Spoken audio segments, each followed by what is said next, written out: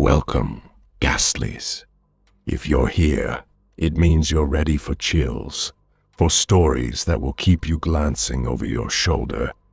Turn off the lights, put on your headphones, and remember, sometimes, the scariest things aren't just in stories. Now, let's begin.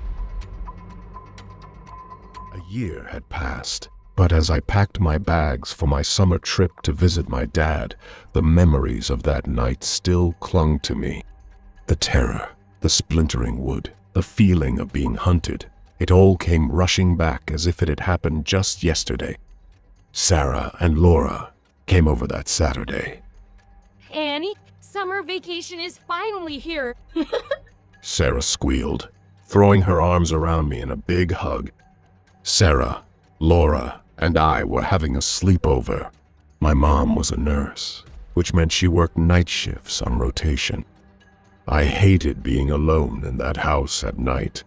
We had moved in a few summers ago, but for some reason, I had never felt comfortable there. The one-story house backed up to a dense forest. There was no fence. If there had been one, it must have rotted away long ago. My parents had separated a couple of years ago, and my mom got this house a few streets away from my best friends, Sarah and Laura. She didn't want to disrupt my life with my friends, school, or everything I knew. Honestly, the house was within our budget and close to both my mom's job and my school, even if it left a lot to be desired. To put it simply, it needed a lot of work. After turning 16 a few months ago, my dad announced he got a job in California, which meant I'd only see him during the holidays. I used to stay over at his place when my mom was working the night shift, every 2 weeks. I would stay with my mom, then with my dad, which wasn't bad.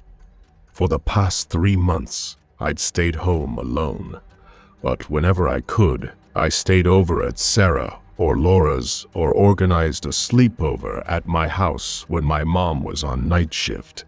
I never told anyone this. I know it sounds crazy. Ever since we moved into this house, there were times when I felt like someone was watching me, especially when I was in the kitchen, which overlooked the backyard and the woods. A year after we'd moved in, my dad couldn't have me over, can't remember why, and my mom was on night shift, so I was home alone.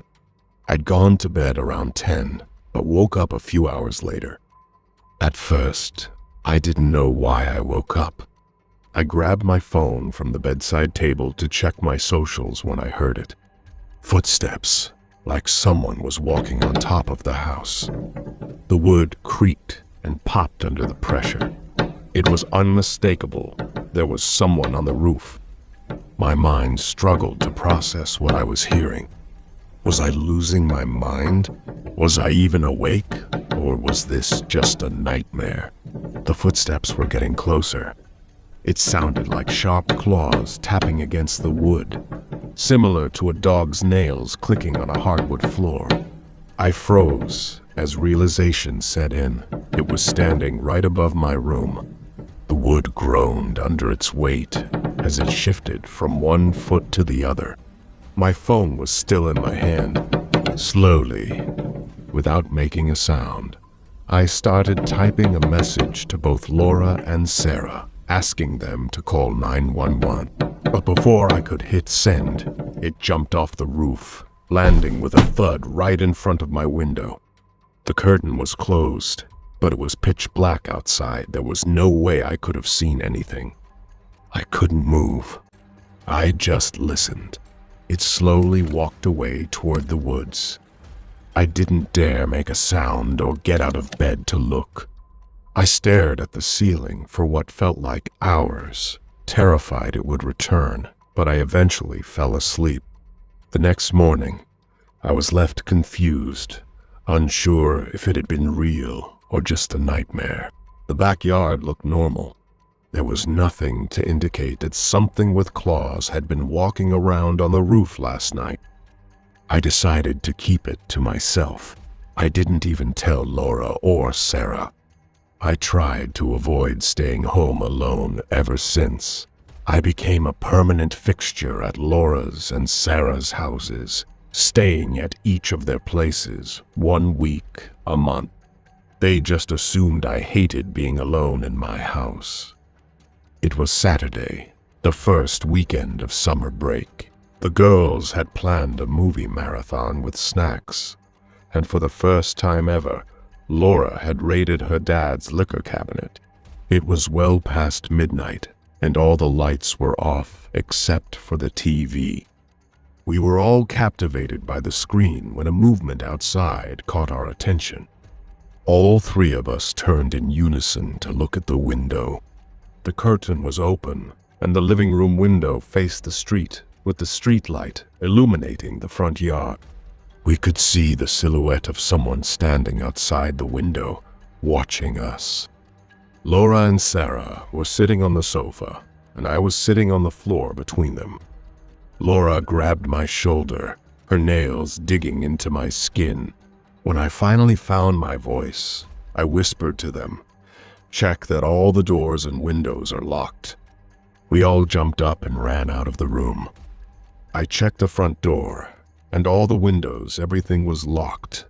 Laura went to the kitchen, and Sarah went to check the bedrooms. When we returned to the living room, the shadow was gone. Sarah quickly closed the curtain before turning around and mouthing, "What was that?" I grabbed the remote and switched off the TV. We sat in silence, unsure of what to do next. After a few tense minutes, we started to relax. I breathed a sigh of relief and slid down to the floor. Laura smiled and shook a half-empty bottle at us. We figured it was just someone snooping around, maybe thinking the house was empty. Soon, we were chatting and taking swigs from the bottle, and the man at the window slipped from our minds. An hour later, we were all getting ready for bed.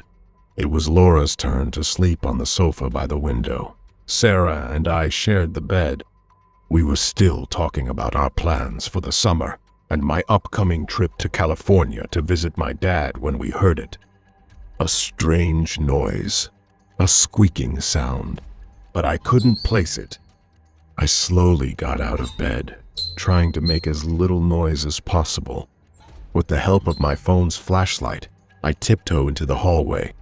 Both Sarah and Laura followed behind me, listening intently for the source of the sound. We stood in the middle of the hallway, straining to hear. I pointed to the kitchen. All three of us peered through the open door. The kitchen doorknob was turning slowly, making a metallic squeaking noise. Laura covered her mouth to stifle a scream, but in her panic, she backed away too quickly and knocked over a flower pot from the table. It crashed loudly to the floor, scattering dirt and plant debris everywhere. The squeaking stopped for a few seconds, but then, with terrifying force, someone or something began slamming against the door with its full body weight. The wall shook with each impact. Sarah began to cry, and I dialed 911, quickly explaining the situation. Suddenly, we heard glass shattering, followed by an inhuman growl as it tried to break in. We didn't wait another second. We bolted back to my room, slamming and locking the door behind us. Sarah and Laura rushed to push the heavy antique chest of drawers in front of the door. The 911 operator assured us that the police would be there in 5 minutes. Then, a loud bang echoed against the bedroom door as it tried to break it down. We screamed in terror, desperately leaning against the chest of drawers, pushing with all our strength to keep the door from giving way. The snarling and inhuman grunting intensified as it threw itself against the door. The panel cracked loudly. It was going to give way any second. But then, it stopped. I could hear it sniffing, as if it were sniffing the air. Just then, we saw the red and blue flashing lights of the police cars through the trees. They were here. Everything outside went silent. After a few agonizing moments, we heard a knock on the bedroom door. The officers' voices came through. "It's safe to come out now." We pushed the chest of drawers out of the way, and the door fell off its hinges before we could even open it. The door panel was splintered, the top hinges bent and broken. Standing in the hallway were 5 officers, looking both alarmed and alert, guns drawn. They had entered through the kitchen. The door was destroyed. The doorknob ripped clean off the frame, and glass scattered across the floor. After taking our statements, one officer looked visibly disturbed, clearly confused by what had happened. They brought in a K-9 unit to search for the intruder in the woods. It wasn't long before someone found a patch of black fur caught on the kitchen door frame. My mom was informed of the break-in. She rushed home, hugging and kissing me with relief. Laura's and Sarah's parents arrived to pick them up. We never found out who or what had been on the property that night. However, the officers discovered an old, rotting cabin in the woods, with a sleeping bag and personal belongings inside. They couldn't tell who the things belonged to, or if the cabin had been abandoned for years. We stayed with my aunt until we found a new place. A month later, Mom secured an apartment on the 4th floor of a safe complex. In the end, we all agreed it was best to stay as far away from that forest as possible. But sometimes, when I return home late at night, I still get that feeling like I'm being watched.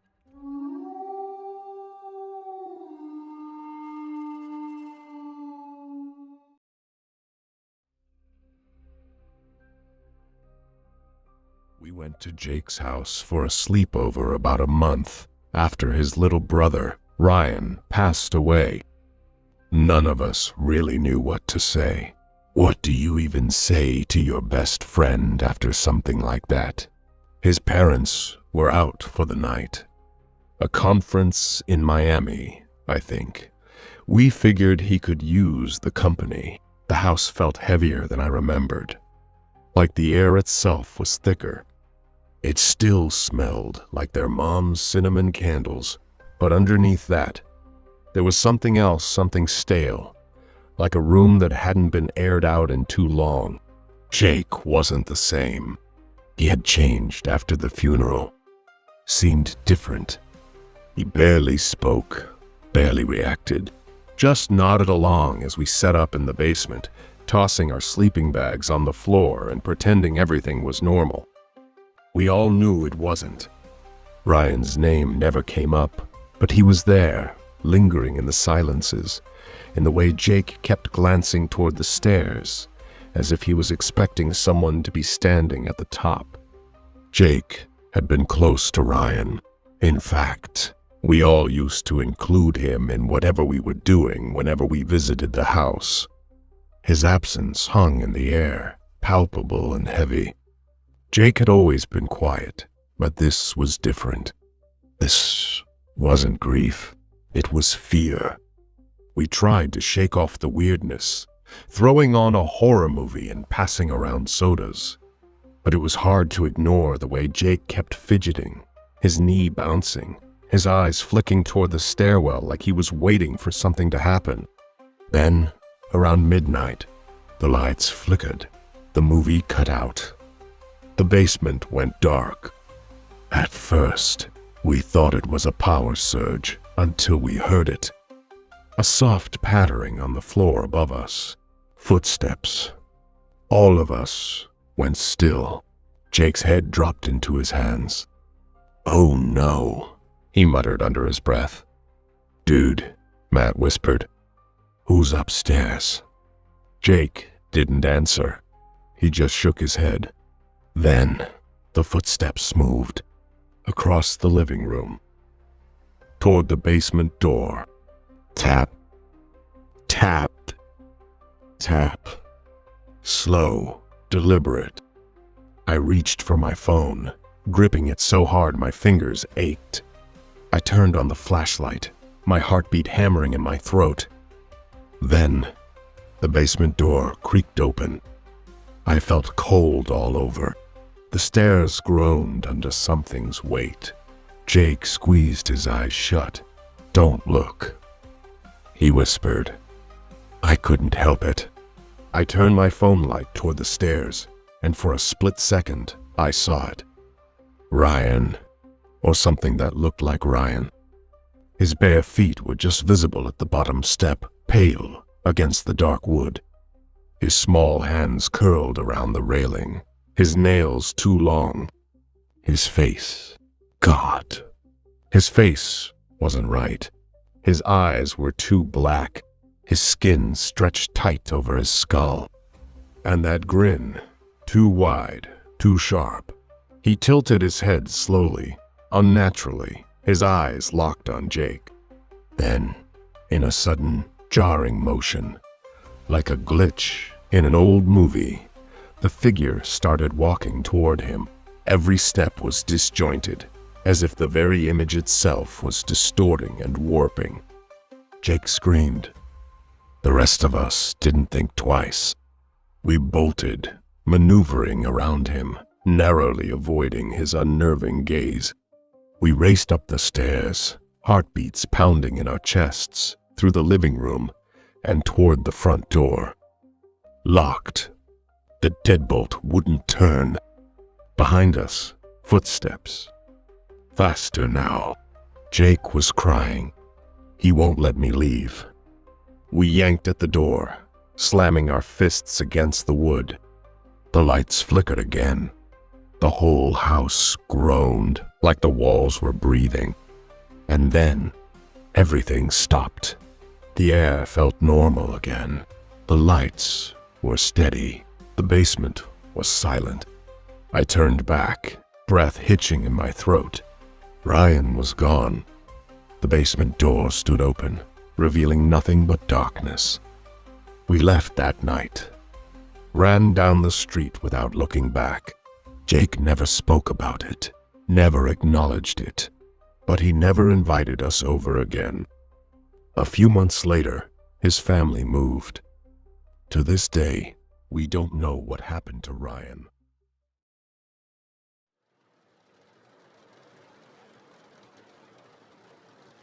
A few days ago, my friend, Adam, and I were gaming in my basement, glued to my Xbox.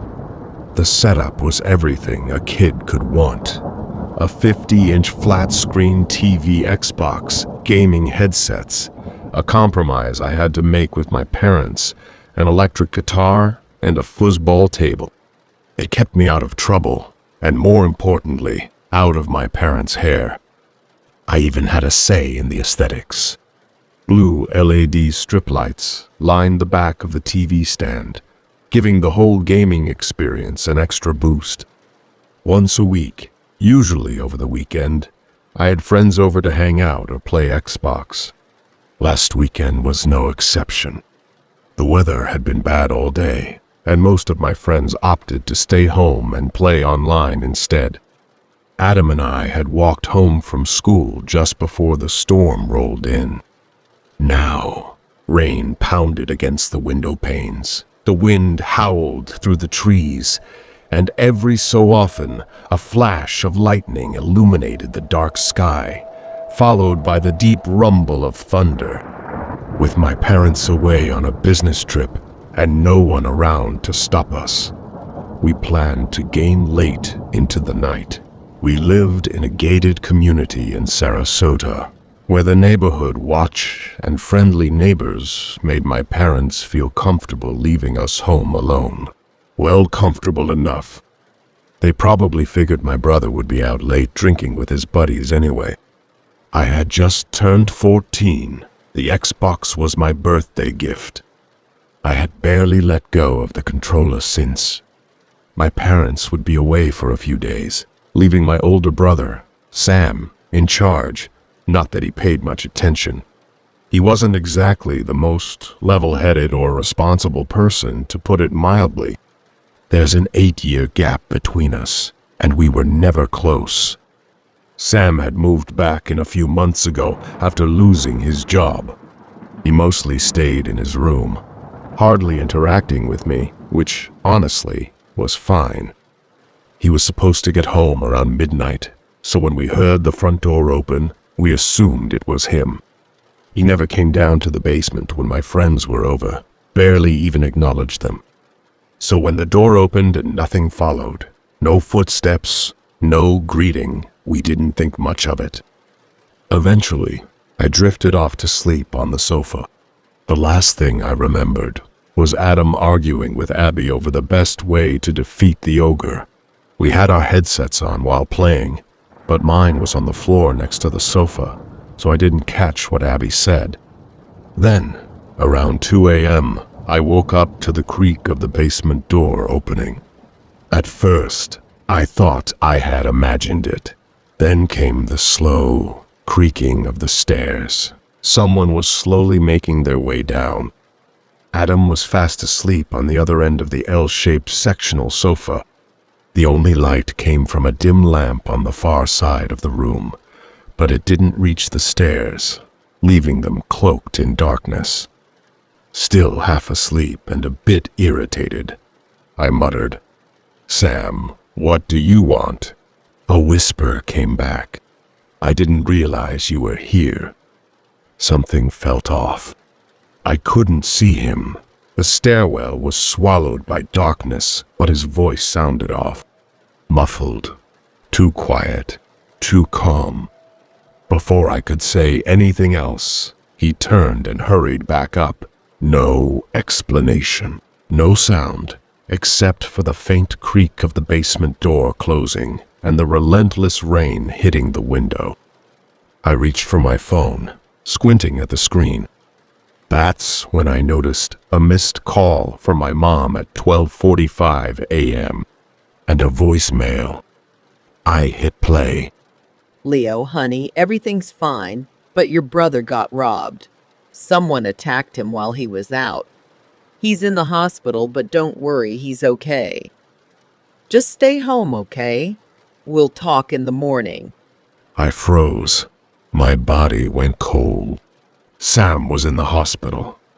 So, who the hell just walked down our stairs?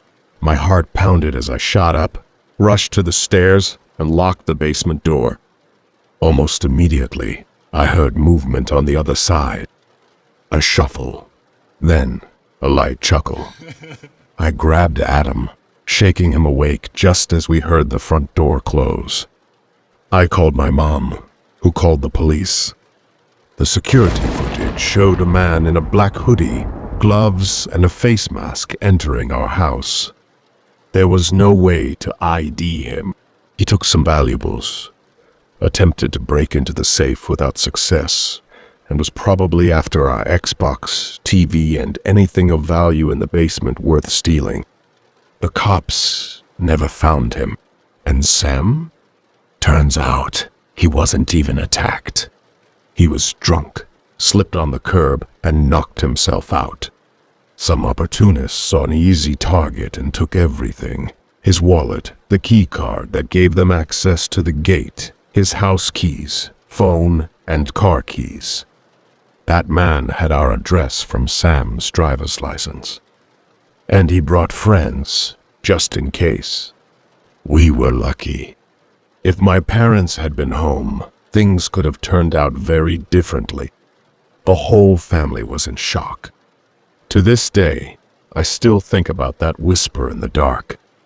I didn't realize you were here. But what if I had gotten up, gone up the stairs, and walked in on them robbing the place? To what extreme were they planning to go? That's it for tonight, Ghastlies. If you enjoyed these chilling tales, don't forget to like, subscribe, and hit the bell icon so you never miss a story lurking in the dark. Sleep tight if you can. Until next time, stay spooky.